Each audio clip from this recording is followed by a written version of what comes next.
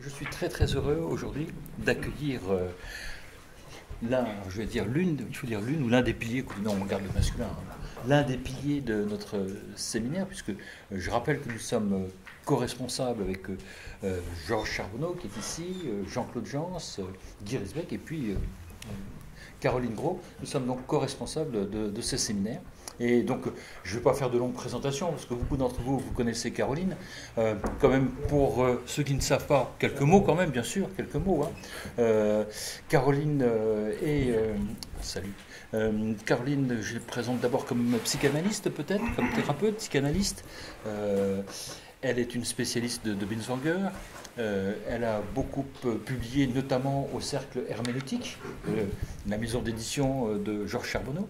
Et aujourd'hui, alors, j'ai pas le titre de ton intervention souligné, donc je vais te laisser te le donner. Présenterai. Et en tout cas, je suis très heureux de l'accueillir et heureux de lui donner la parole. Merci. Merci Philippe de cette invitation et de m'avoir sollicité à parler de ces questions, j'allais dire, une fois de plus. Et vous allez voir comme le une fois de plus compte dans mon exposé. Donc, mon titre, qui n'a pas trop changé, Relations thérapeutiques, résonance et différences ontologiques.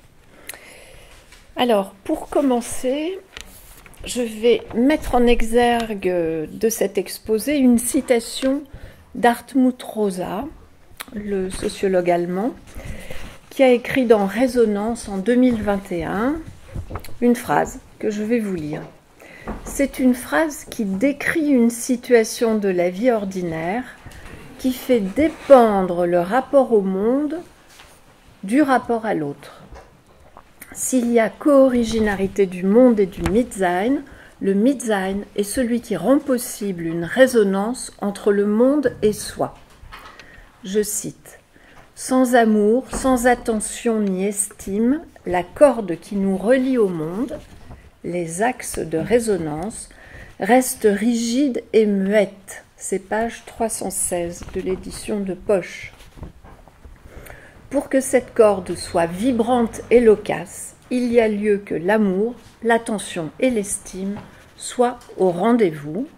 Et je dirais que quelqu'un vous ouvre les bras, ou vous ait ouvert les bras, vous ait enlacé, vous ait chouchouté tendrement. Voilà, ça c'est l'exergue. Alors, je rappelle quand même le cadre dans lequel j'interviens aujourd'hui. Il s'agit de lire avec vous un chapitre du livre de Françoise Dastur intitulé « Les séminaires de Zolikon, une cure heideggerienne, point d'interrogation ».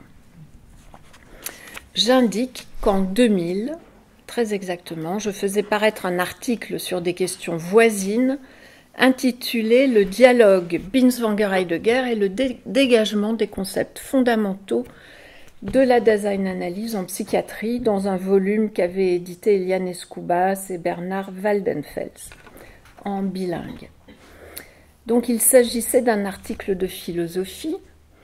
25 ans plus tard, je reprendrai ces mêmes questions, autrement, depuis l'expérience acquise par la disposition à l'écoute et l'attention portée à l'autre, donc depuis la vocation de thérapeute et d'analyste en présence.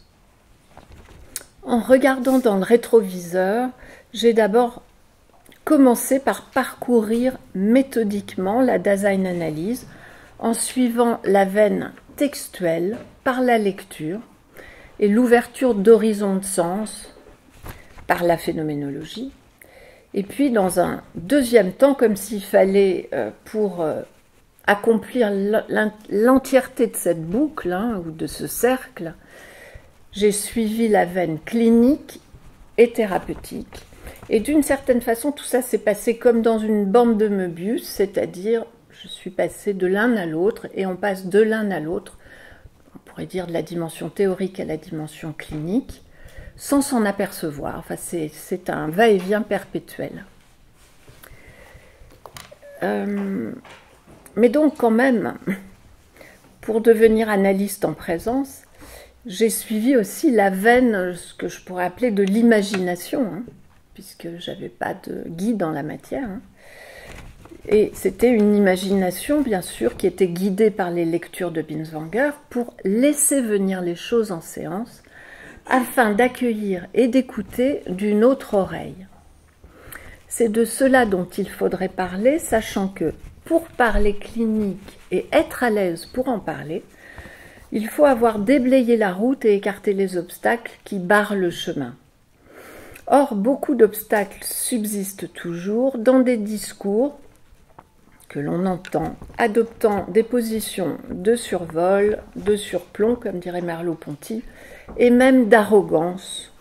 Vous verrez pourquoi j'emploie ce mot d'arrogance. Donc j'ai eu l'impression, en écrivant ce texte, une impression récurrente de disque rayé. C'est pourquoi je voudrais d'emblée vous faire entendre 2 refrains, de ritournelles ou de complaintes fréquemment entendus concernant la Daseinanalyse de Binswanger, qui émanent de ses contempteurs ou détracteurs, mais parfois aussi de ses laudateurs ou partisans. Premier point.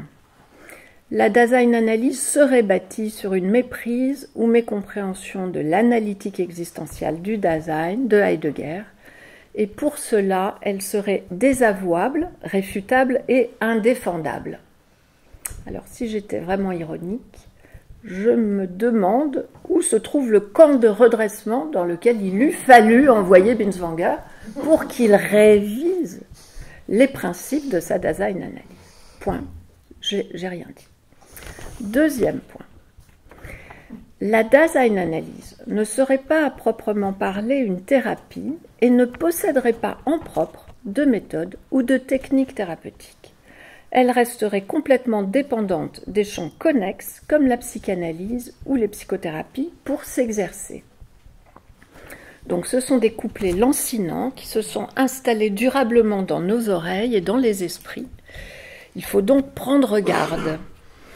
Ces refrains ritournels complaintes tournent en boucle, passent de bouche en bouche, sans plus vraiment expliciter le fond de l'affaire, c'est pour ça qu'on va essayer d'y retourner, par pure répétition ou écholalie. Ce qui apparaît nettement, c'est combien les démentis ou dénégations qui sont infligées à la Daseinanalyse n'entament pas sa fécondité, ni même l'enthousiasme et l'attrait qu'elle peut susciter. Ils ne rendent pas justice à la méthode, aux instruments, aux outils et aux techniques qui sont à découvrir dans les essais et conférences de Binswanger depuis Rêve et Existence, et même avant, puisque là je vais remonter à 1924. Et ça ne rend pas justice non plus aux récits de cas parvenus jusqu'à nous, tels qu'ils forment un socle solide pour s'exercer à la clinique et entrer de plein pied dans l'efficace d'une relation thérapeutique à la mesure du Dasein dans l'être humain. Je souligne donc d'emblée l'existence d'un hiatus entre les refrains ritournels complaintes, qui accusent et récusent la Daseinanalyse, et ce que j'ai appelé de vagues mots, les avantages et bienfaits qu'elle procure, enfin je vais vous montrer précisément ce qui se passe, dans la conduite de la cure en permettant d'accueillir ce qui surgit tel que cela affleure à même la mise en œuvre de cette relation thérapeutique. L'analyse en présence, donc sans rien ignorer des niveaux d'élaboration théorique requis par la psychanalyse, tels qu'ils ont fait leurs preuves par ailleurs, se tient en deçà. Sans rien ignorer des modes d'expérience de la psychanalyse, je le redis, au premier rang desquels se situe le transfert, dont il est attendu, dit Binswanger, un affranchissement et une délivrance. Alors ces mots, c'est Loslösung et Befreiung, et non pas une simple solution, hein. Ce n'est pas une Lösung tout simplement. Hein. Donc, il faut vraiment s'affranchir et se délivrer. La Daseinanalyse prend en charge dans son propre champ d'expérience, factitiel et concret, l'humain et son Dasein à partir du logos, tel qu'il découvre et recouvre, dévoile la vérité. Le logos, en tant que discours, signifie, je cite Heidegger, rendre manifeste ce dont il est parlé.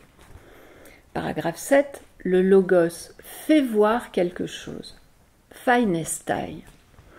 L'écoute et l'entente de l'analyste en présence sont orientées et affûtées par le rapport du logos au phénomène qu'il fait voir, par le rapport du Dasein au logos qui manifeste la vérité au sens de la letheia, qui est tension entre dévoilement et voilement, désoccultation et occultation.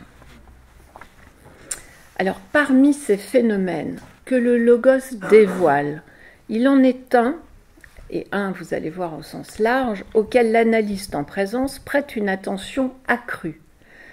Je veux parler de la Stimmung, de la tonalité affective, en un sens aussi vaste que possible, au sens de l'humeur normale et pathologique, au sens de l'ambiance, du climat dans lequel se déroule une séance, au sens de l'accord ou du désaccord des affects exprimés avec les événements auxquels ils se rattachent, au sens du pessimisme ou de l'optimisme affiché, de la sympathie et de l'antipathie, au sens des Stimmungen primordiales que sont l'angoisse, je rappelle, qui toujours isole et singularise, c'est Heidegger qui le dit, au sens de l'angoisse et de la confiance qui, au contraire, relie, puisque cette confiance, elle ne peut venir que de l'être ensemble. Mais aussi au sens de la cohorte de toutes les autres Stimmungen que je cite pêle-mêle, j'en ai certainement oublié, la peur, l'admiration, la jalousie, l'envie, la méfiance, la honte, la déception, la résignation, la perplexité, l'énervement, la colère, la dépréciation, la reconnaissance, le rejet, la soumission, etc. Chacune de ces Stimmung pouvant devenir, j'allais dire, la Stimmung principale d'une analyse en présence. Dans Sein und Zeit, la Stimmung n'est pas de l'ordre d'un vécu, c'est pas un Erlebnis, c'est pas non plus une Einfühlung, c'est pas non plus une intropathie, elle est plutôt la manière dont on pense. Il y a un rapport de circularité entre Dasein, Stimmung et compréhension, Verstehen. Alors, compréhension de l'être, du sens de l'être, de l'historialité et du destin de l'être chez Heidegger, et parallèlement, dans la cure en présence, compréhension du sentiment de la situation, des contextes de renvoi, des résolutions ou absence de résolution du Dasein, de ses projets de monde et de ses affects qui, par excellence, tous, renseignent sur le Dasein en l'homme et ses modes d'être par la place de choix que nécessairement ils tiennent, bonne et juste place, place exorbitante ou absence de place. Dans tous les cas, ils renseignent. Comme nous le savons grâce à Sein und Zeit, il existe une affinité de l'affection au sens de la Befindlichkeit avec la compréhension au sens de Verstehen. Et là, je renvoie au paragraphe 31, 32, 33 de Sein und Zeit et à la façon dont Eliane Escoubas récapitule ces chapitres dans Analytique de la Stimmung dans Questions heideggeriennes. C'est paru chez Hermann en 2010. Donc là, je cite Eliane Escoubas et ça me fait plaisir. Pas d'affection sans compréhension, pas de compréhension sans affection, de point. L'affection est toujours compréhensive et la compréhension est toujours affective. Pourquoi ? Parce qu'elles sont toutes deux en quelque sorte, entre guillemets, ouvreuses ou, entre guillemets, ouvrières du sens. Fin de citation. Leur horizon est un faire-sens et un faire-monde qui est le dévoilement même du travail de la cure en présence. Qu'est-ce qui fait sens et qu'est-ce qui fait monde ? Et inversement, qu'est-ce qui ne fait pas sens et qu'est-ce qui ne fait pas monde ? À quel endroit ça pêche ? En quel lieu et en quel temps ? Où sont les trous dans la raquette, si je puis m'exprimer ainsi ? Et surtout, comment cela peut-il se réparer, se repriser, se tisser dans le rapport à la présence de l'analyste, un rapport que je nommerai, comme mon titre l'a annoncé, de résonance. Mais là, je renverrai à un article que j'ai fait paraître vraiment sur la question de la résonance chez Binswanger et Rosa, dans ce volume qui s'appelle Philosophie et santé mentale, et qui a été coordonné par Eva Liévin chez Armand Collin. Puisque, en tout cas, aujourd'hui, je vais m'occuper de la résonance, ou plutôt de l'archéologie de la résonance chez Binswanger. Comment c'est vraiment chez Binswanger que j'ai rencontré ça, et Rosa, j'allais dire, met tout ça en musique, en bon sociologue.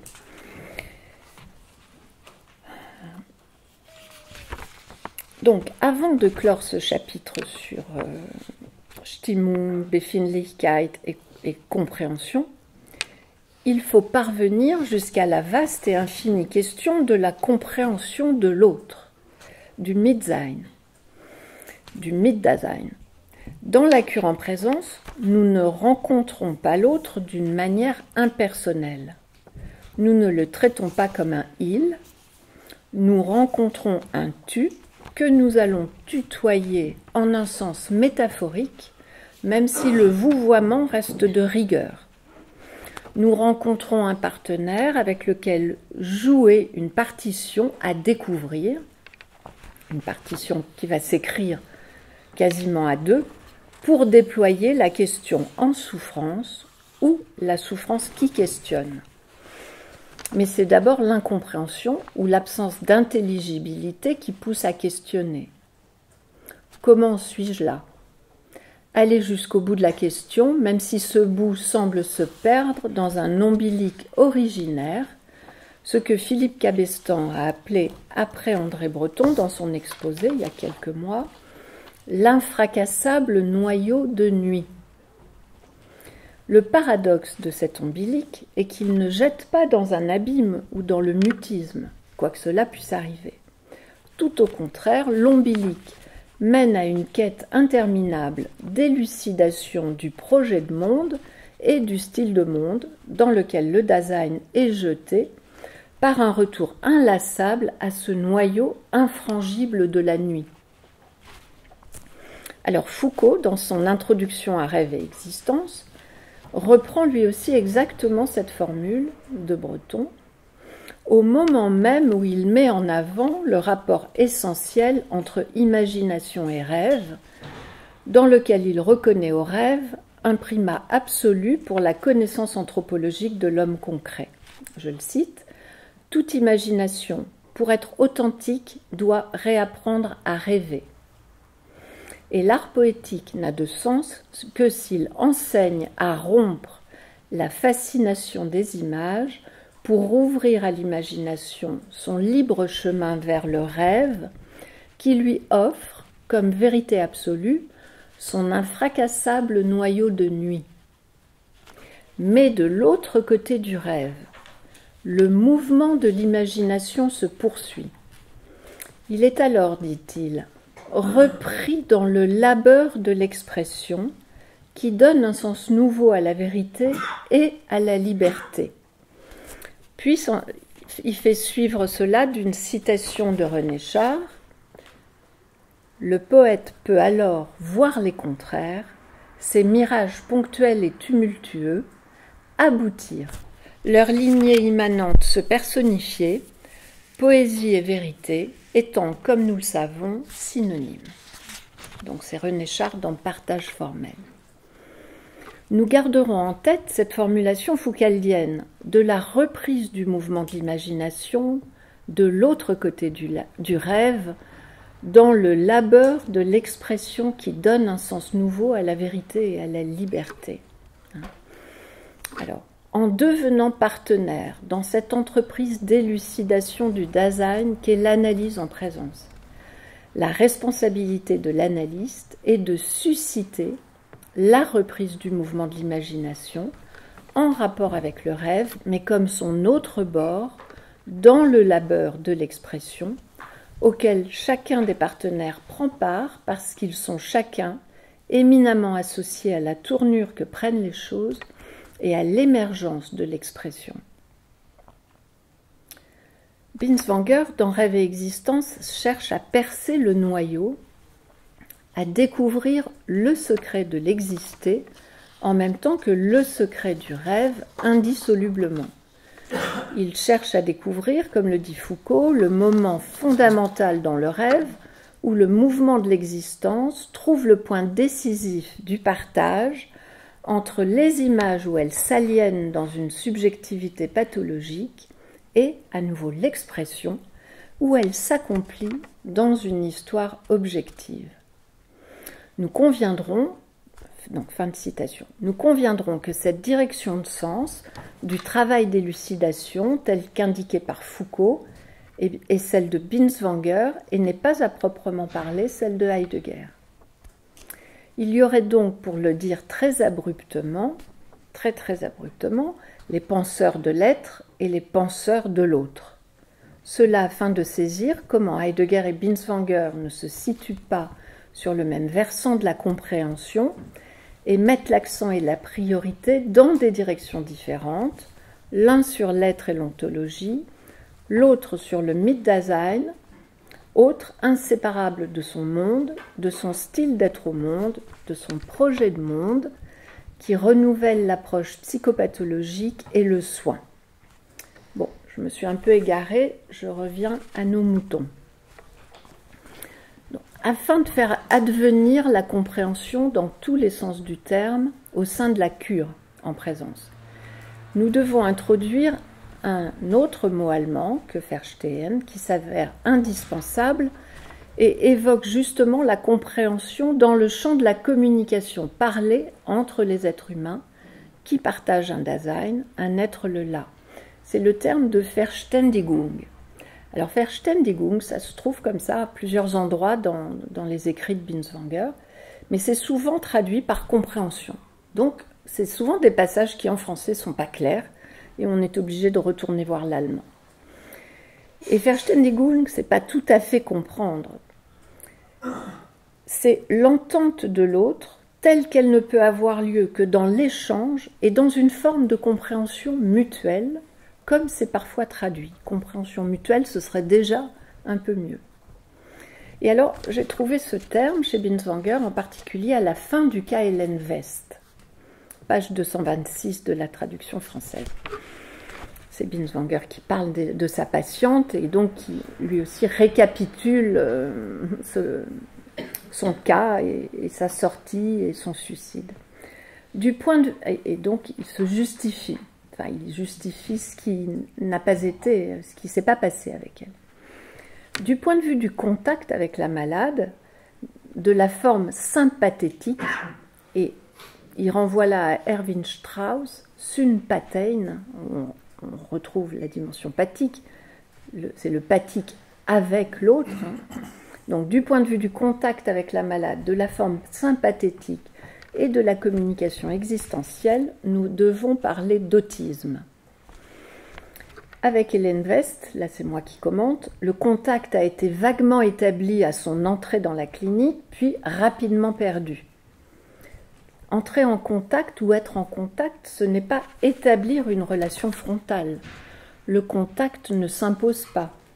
Il s'agit d'un sentir et d'un ressentir, d'un éprouvé qui s'établit par et dans la zone marginale de l'échange intercorporel et interhumain, et qui implique que ce n'est pas vraiment ce qui est dit qui est l'essentiel, mais comment c'est dit, l'expression, parce que c'est elle, l'expression, qui aiguille vers comment cela peut être entendu et prolongé dans et par l'échange.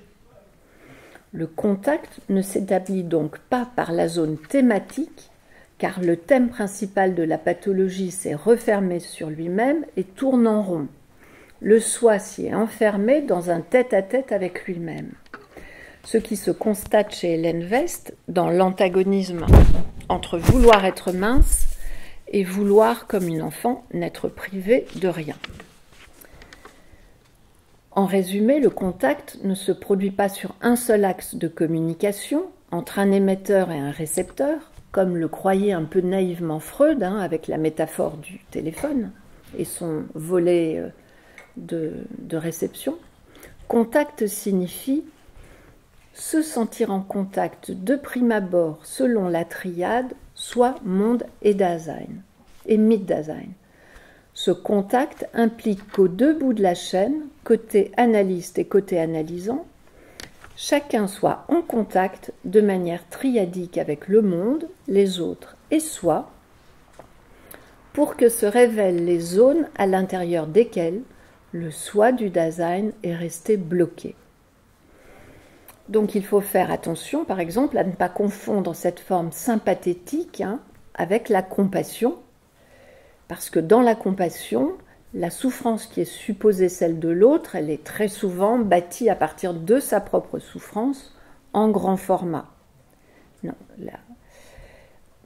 Et donc, elle entre en écho avec sa propre souffrance qui ne supporte pas cette démultiplication au carré. Sunpatein renvoie d'emblée à la dimension pathique en tant qu'elle s'oppose à la dimension gnosique. Il s'agit de la capacité à éprouver ensemble, ou plus précisément, à éprouver de concert et en résonance. Il s'agit d'une forme de communication existentielle qui s'avère impossible avec Ellen West. Et là, je cite à nouveau Binswanger. Elle n'était pas en mesure de se fondre dans l'être l'un avec l'autre de l'amour ou de l'amitié. Elle n'était pas capable de se laisser absorber par l'être l'un avec l'autre, das Miteinander, et de s'ouvrir à la sollicitude devançante existentielle, à la Fürsorge.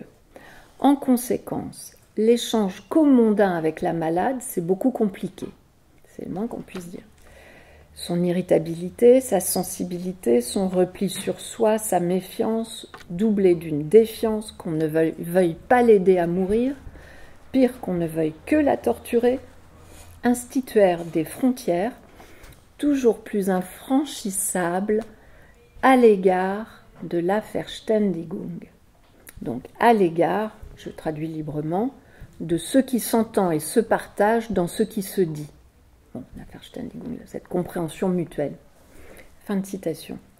Donc c'est donc le dur labeur de l'expression s'éprouvant de concert qui n'a plus eu d'efficience avec Ellen West, qui s'était retranchée du Mit-Dasein. Je cite encore Binswanger, comme Ellen West existait en son fond le plus profond en tant que ayant été, n'étant qu'au passé, gewesende, toutes les tentatives pour la transposer dans le présent, donc la convoquer dans la situation en jeu et l'ouvrir au futur, ont échoué. Voilà, pour Ellen West. Alors, maintenant, un petit excursus à propos de la notion de Dasein et de l'écart qui définit la Dasein-analyse de Binswanger. Et donc là, je reviens d'abord à Heidegger. Si j'ai bien compris la notion de Dasein au sens de Heidegger, il nous faut dire qu'il n'y en a qu'un. Le Dasein, et c'est un abus de langage que de le penser au pluriel. Il est Mit-Sein et Mit-Dasein, il est co-originairement avec les autres, mais en tant que Dasein, il est le site à partir duquel nous existons, temporellement, spatialement, affectivement, le là de l'ouverture au monde.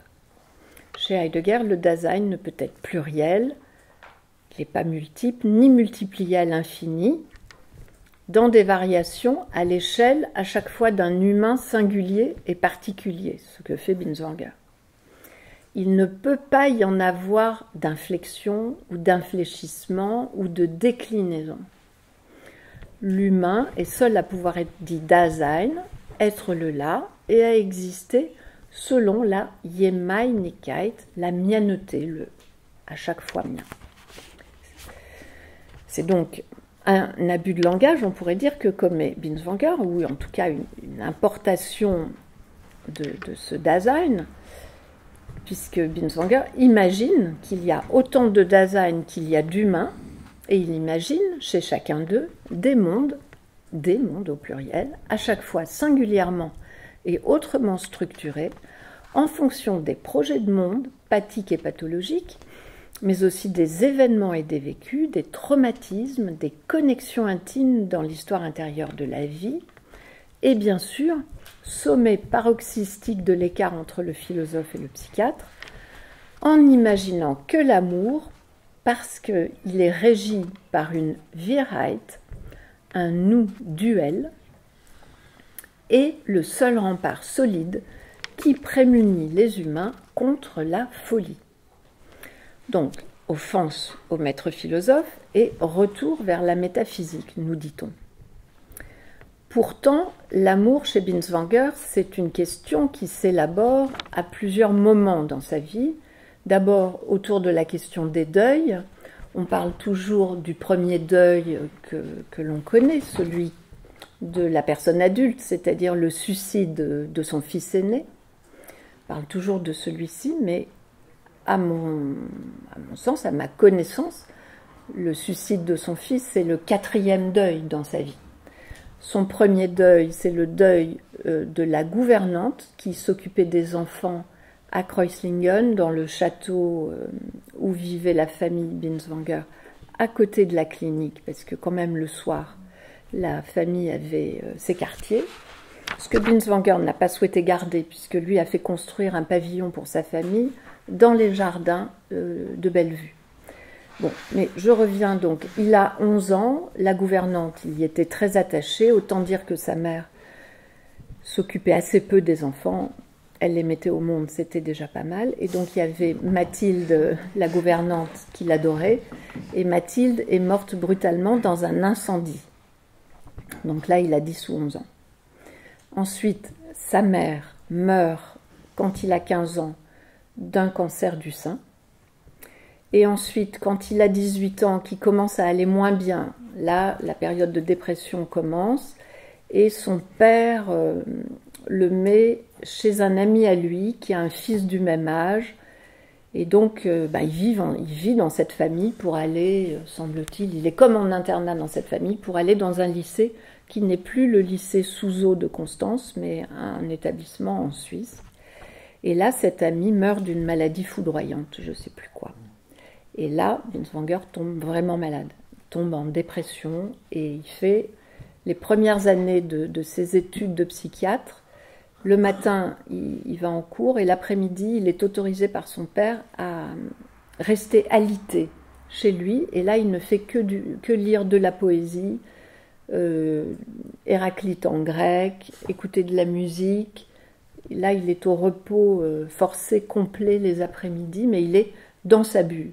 Et en fait, toute sa vie, il va garder ce même rythme, c'est-à-dire que le matin, il va s'occuper des patients, il est à la clinique, il se dévoue, et il a un temps où il est vraiment dans son bureau à écrire, parce qu'il a quand même beaucoup écrit pour un médecin qui a vu autant aussi de patients. Donc, l'amour chez Binswanger, ça s'élabore à partir du deuil, et dans les formes fondamentales et connaissances du Dasein humain, il y a beaucoup de choses qui concernent l'amour porté à une personne défunte, la mort ne met pas fin à l'amour. Et puis aussi, bien sûr, c'est dans la schizophrénie où un idéal ou un absolu vient perturber le Dasein des malades, comme on l'a vu chez Lenvest. Et cet idéal ou cet absolu va prendre le pas sur toutes les autres possibilités d'être. Et cet idéal en position d'absolu met le pouvoir-être en impossibilité et en irréalisation. L'idéal gouverne le Dasein, prend le contrôle. Il est impossible d'y renoncer, impossible de redescendre tout seul de l'idéal présomptueux. Donc pour Hélène West, c'est être mince, mais au-delà du raisonnable. Pour Nadia, la patiente de Janet, c'est être sans corps du tout. Et pour Yurtsunt, c'est être au-dessus socialement de ce qu'il était. Donc cela conduit le schizophrène à ne pas vouloir pouvoir être soi-même et à vouloir devenir autre que soi. L'idéal n'est pas au service de l'amour dans le rapport au tu, mais il est exclusivement orienté vers soi, dans un tête-à-tête entre soi et soi, tête-à-tête qui est clôture et désagrégation de la structure. Alors, Binswanger opère un détournement de l'analytique existentielle du Dasein vers la thérapie, hein, et aussi vers la saisie des éléments qui sont présents dans la dyade médecin-malade, parce qu'on dit toujours que l'amour, ça n'a aucun rapport avec cette discipline, que c'est un écrit qui serait tout autre, tout philosophique, mais pas du tout. Il y a des articles ultérieurs à ce texte qui date de 1942, où Binswanger dit qu'on ne peut pas recevoir sans amour un malade. On ne peut pas le recevoir sans amour. Parce qu'à ce moment-là, eh ben, il est élu, c'est-à-dire qu'il n'y a plus que ce tu dont je prends soin qui existe. C'est l'apparition inconditionnelle de l'autre dans l'amour. On pourrait le dire comme ça. Donc, même si dans le texte même, il n'y a aucun cas clinique, on ne peut pas ne pas avoir en tête que ça s'applique à beaucoup de choses que l'on connaît.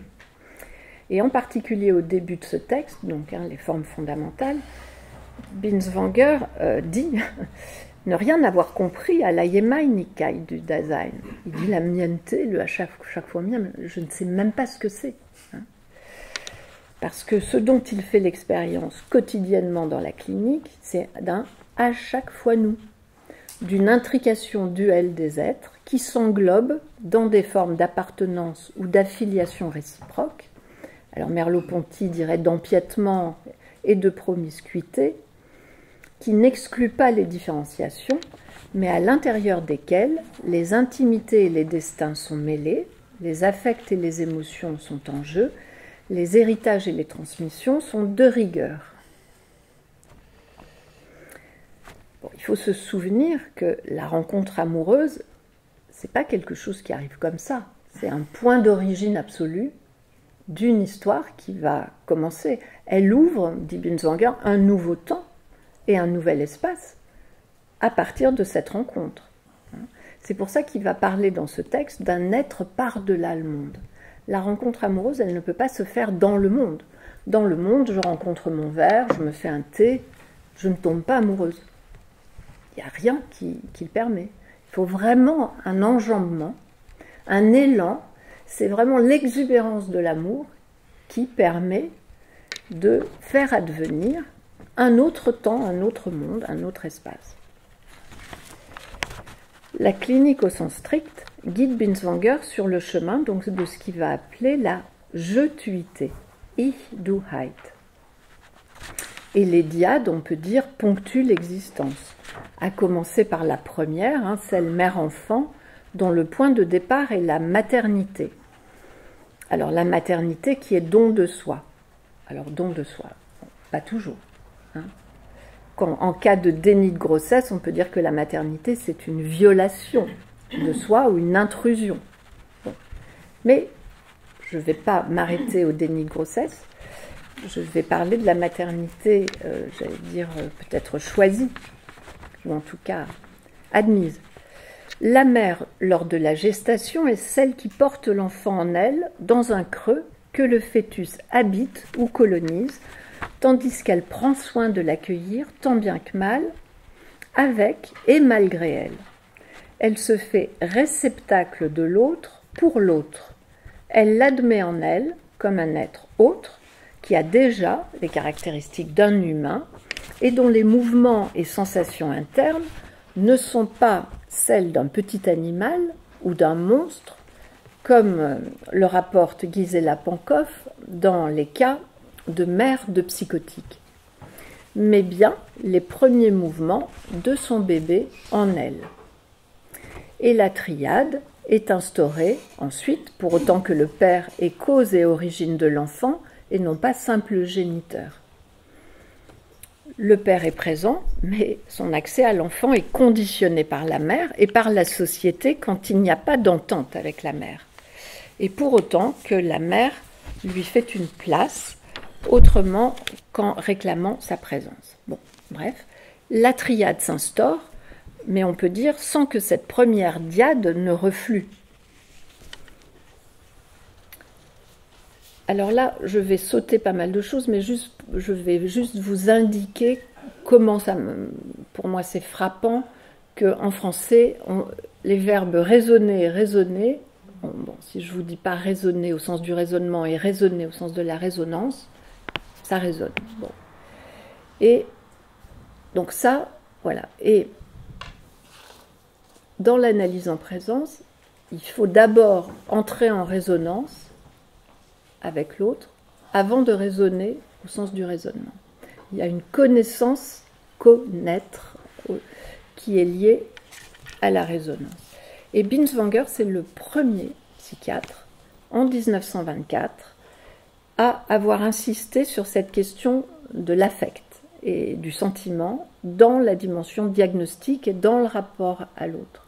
Donc dans un article traduit par Camille Abétan, qui s'appelle « Quelles tâches, au pluriel, les progrès de la nouvelle psychologie engendrent-ils pour la psychiatrie ?» Il parle là de diagnostic par sentiment. Oui. Et donc, ce n'est qu'en 1941 que Rümke va proposer sa notion de Präcox-Gefühl, aussi les questions de sentiment précoce, qui définit comment, par l'immédiateté de la saisie intuitive, on en arrive au niveau du contact à ressentir le schizophrène avant même de pouvoir établir un diagnostic en répertoriant les symptômes un à un.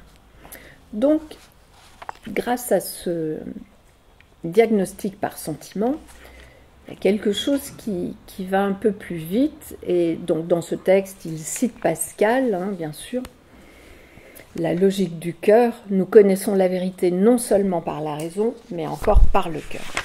Alors, il faut que j'aille un peu plus vite maintenant. Oui, et oui. On va un tout petit peu dilater le temps. Alors, parmi les lecteurs-interprètes de Binswanger, il y en a un qui est un peu à part, parce qu'il est historien de l'art. C'est Aby Warburg qui s'est intéressé à Binswanger dans son livre « L'image survivante » en 2002. Didier Huberman, voilà. J'allais y arriver. Oui. Aby Warburg, c'est le XXe siècle. C'est le XXe siècle, enfin, c'est 20, oui. Et Didier Huberman,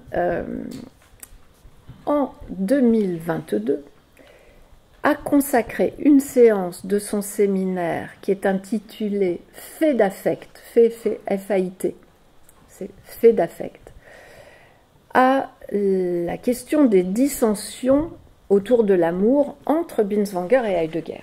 Alors, ce n'est pas un philosophe, il y a plein de choses qui peut-être vous paraîtront approximatives.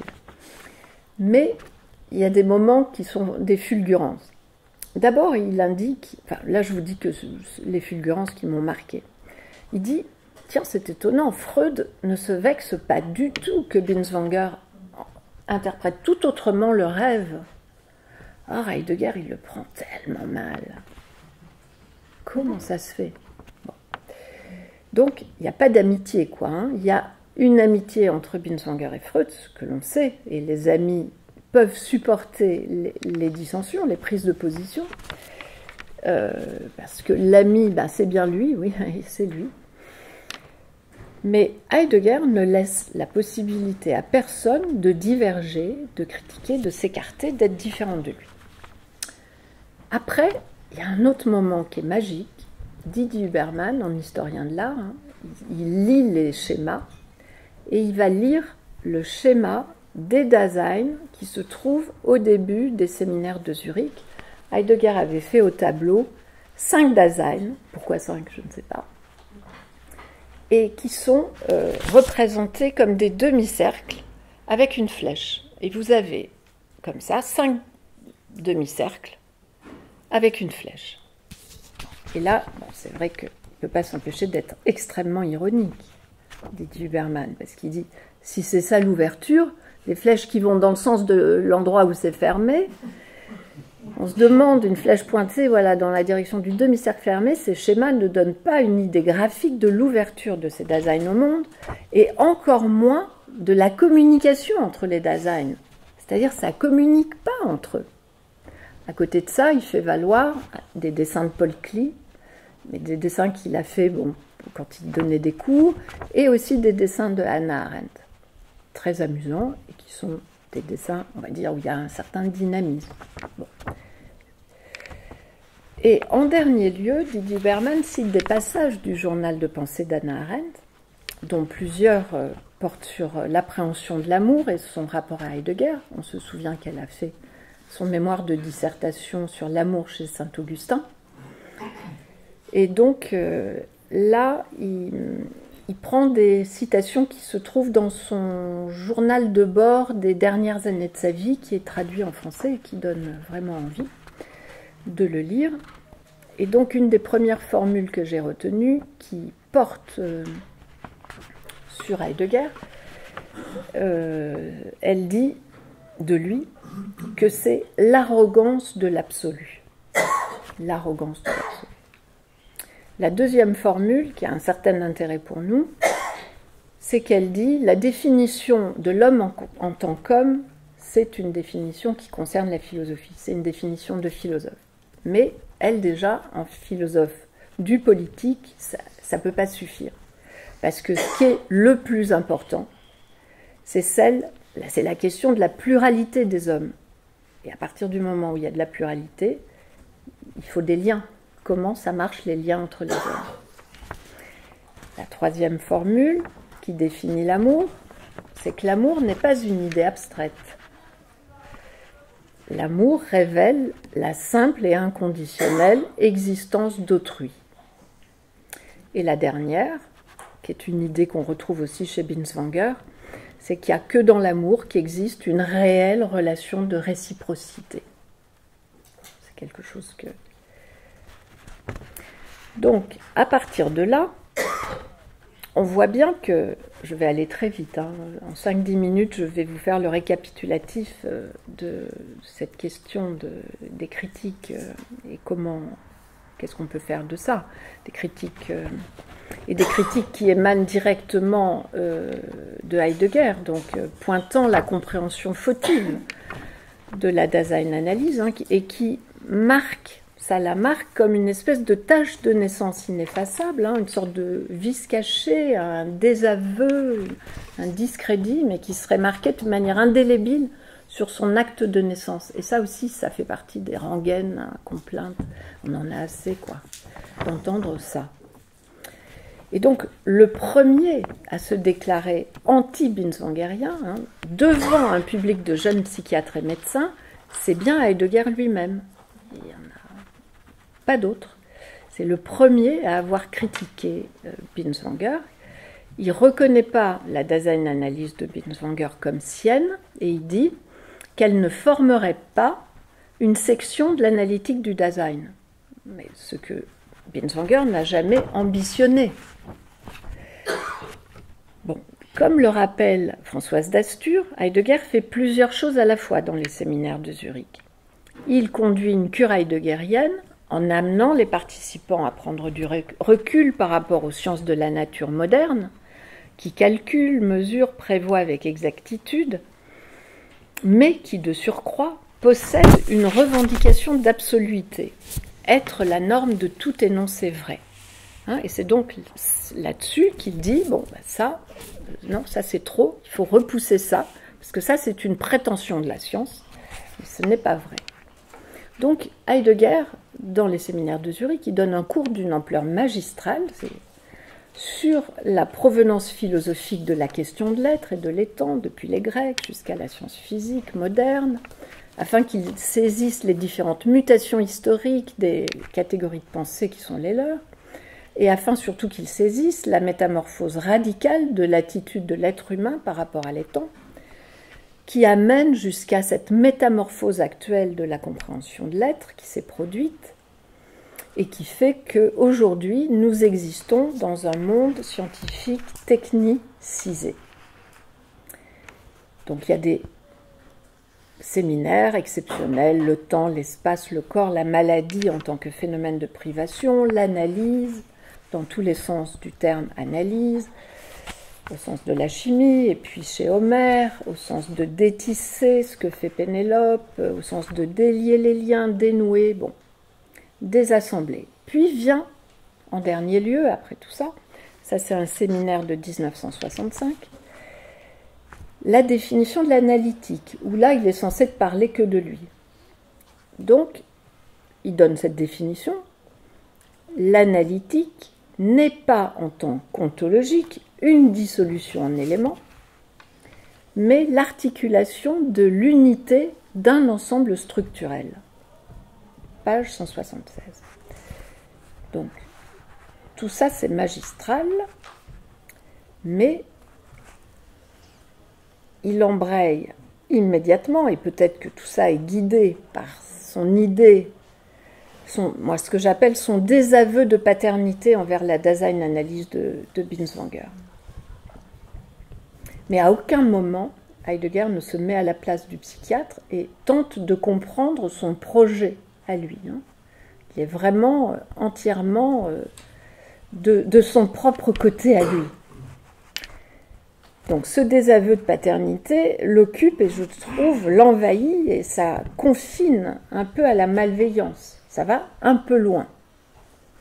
Et d'ailleurs, ce faisant, il éveille l'indignation d'un participant qui, à propos de cette définition de l'analytique, lui rétorque, je cite le participant, « Quand on entend par Dasein-Analyse la Dasein-Analyse de Ludwig Binswanger, on a le droit de dire que lui aussi parle d'articulation et qu'il a l'idée d'un tout du Dasein. » C'est page 176. Donc, en somme, ce qui ressort et qui n'est pas acceptable du point de vue des participants, Françoise Dassur revient beaucoup sur les résistances des participants, c'est l'idée que Binswanger ne serait pas légitime à l'intérieur de sa Dasein-Analyse à penser les articulations et l'idée d'un tout tel qu'il les expérimente dans sa clinique. Parce que, sans prendre à Binswanger, devant cet auditoire-là de psychiatres et de médecins qu'il a lu et qu'il connaît, Binswanger est très connu à partir des années 50. Et là, en 65, il est à l'orée de sa mort. Il meurt en 66. C'est, moi je dis, se faire du tort à lui-même. Je rappelle que Binswanger, il est helléniste, il est lecteur d'Héraclite, amateur de musique, de poésie, d'art, pianiste, c'est un médecin. Il vit selon un mode de vie communautaire dans la clinique Bellevue, où les repas du déjeuner sont pris ensemble, entre les malades et les soignants, selon les premiers principes de la psychothérapie institutionnelle.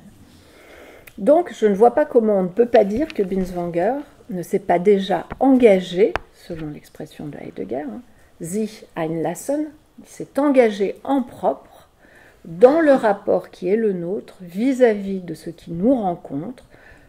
C'est Heidegger qui parle, ce rapport où nous avons déjà toujours notre séjour. Binswanger, il est déjà sur la voie. Il est le chef de file de ce courant, quels que soient les malentendus, quels que soient les écarts. Alors là, je ne reviendrai pas sur Foucault, mais il y aurait tout un débat sur Foucault pour dire que Foucault a été beaucoup plus généreux, parce qu'avant de faire des critiques, il a d'abord fait des éloges, c'est-à-dire il a d'abord compris. Oui, je m'arrête dans quelques minutes. Ouais, dans quelques minutes. Voilà, et puis le reste viendra truc. Et puis je suis sûre que Foucault, ça lui a appris énormément, c'est-à-dire que dans sa vie ensuite de philosophe, du pouvoir, etc., de la folie, il a mis en scène des analyses de cas extrêmement intéressantes, dans, par exemple, son cours sur les anormaux. Il s'est occupé, et je suis sûre que c'est dans Binswanger et avec Binswanger qu'il a appris les analyses de cas, parce que le cas Hélène West, il l'avait lu en allemand et parfaitement. Donc, je peux m'arrêter là. Hein. Oui, je vais m'arrêter là. Le reste viendra dans la conversation.